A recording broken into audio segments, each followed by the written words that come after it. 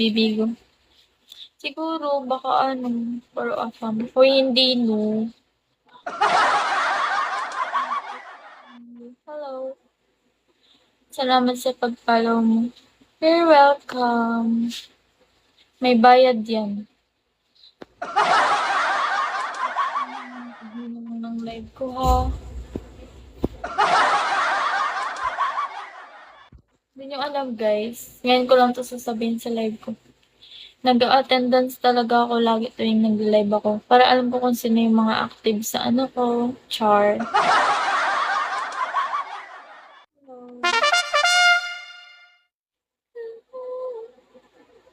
Para hindi mo makalimutan. Oo.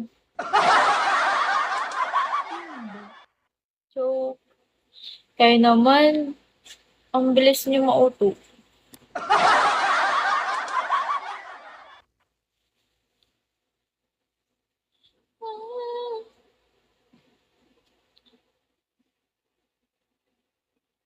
Hello, yo.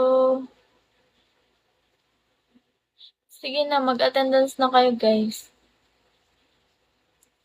Ikaw din, hindi kita makalimutan. Ay, taray. Dapat na.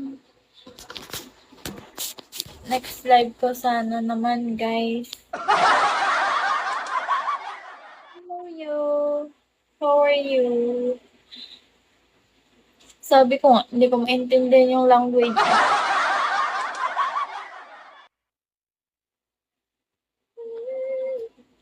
Uy. Hi, Alexander. Wait, guys. Hi, Mark.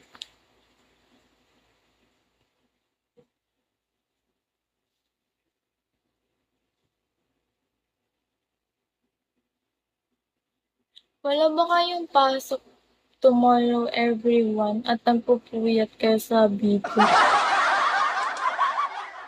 Ano ba naman makalimutan dito nang aaway pagtalo?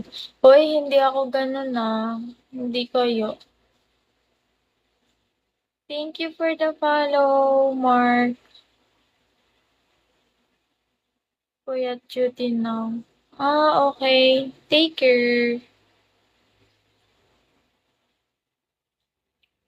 Siguro kung nag-aaral lang ako, guys, hindi ako tatambay dito.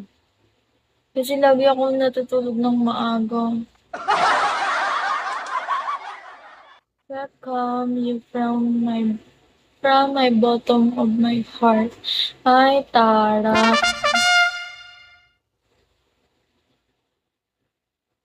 Kapag nandyan ka, nandito naman ako. Ha? Ano?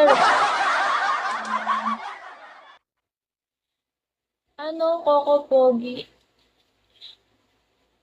Ano?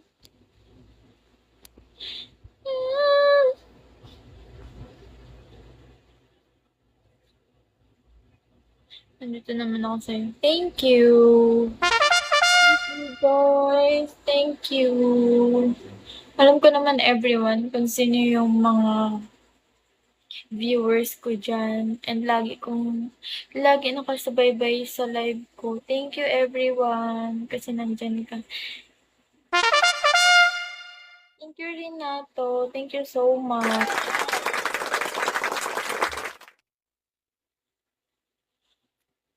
Uy, Oo. Pwede naman. Pero syempre, sometimes sa mga working student or kahit dito na like yung work nila dito lang sa Bigo, syempre pag nagpupuyat ka tapos kulang yung tulog, masakit siya sa ulo. Nung nakaraang gabi, nung nag-live ako tapos nawala ng kuryente. So, kanina, bawi ako ng tulog. Tapos pagising ko kanina, akala ko umaga na.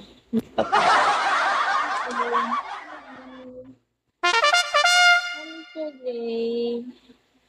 Diba? May ID number. Thank you for the likes. Wala, hindi ko mapasok yung phone ko. Kasi Magay na naman yung internet. Hindi na ako nag-aaral, nag-stop na ako guys. Pero sometimes nakaka-miss din mag-aral. But it's okay. Maybe soon. Kahit na hindi ako nag-aaral, magkakaroon din ako ng sarili kong income. Hi, William.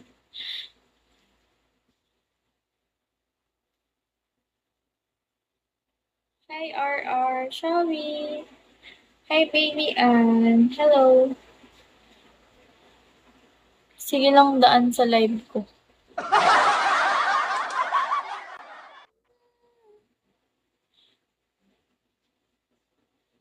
Kwento ko ba guys? Gusto nyo ba ng story time?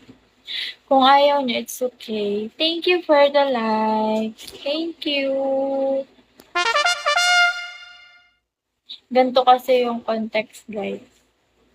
May isa kasing girl na inggit sa akin. Tapos, sinisiraan na ako sa social media. And then, guys, actually, nireport namin siya sa NBI and then sa police station.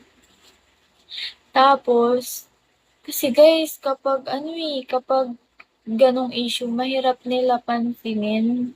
Hindi nila halos lahat tinututukan. Ang mas pina-priority nila yung talagang brutal yung ginagawa sa'yo. Doon sila nakafocus. Siguro, last year, 2025 lang nag-start. And then, ayun na nga, parang ilang months din kami nag-asikaso ng papers para lang, kasi gusto namin makulong siya kasi hindi lang isang beses na nangyari yun. Kasi meron pang may first na siya na biktima.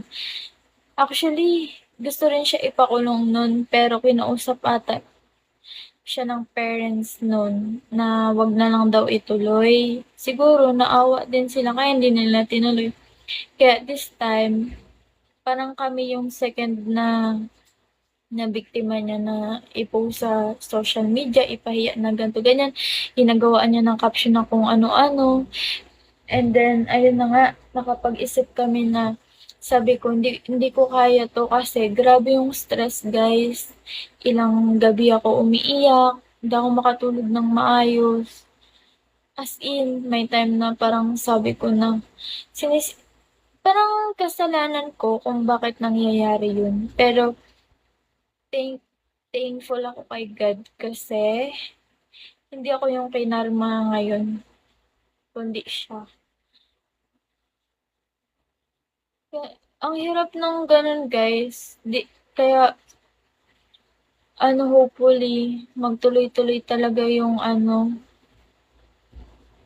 yung sinampa namin sa kanya. Actually, ongoing naman. Inaasikaso naman. Pero, yun nga guys, matagal yung process. But, sana soon,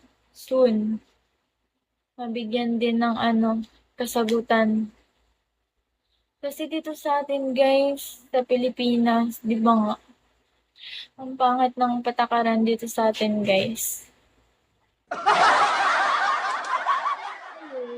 Active na siya ulit ngayon guys.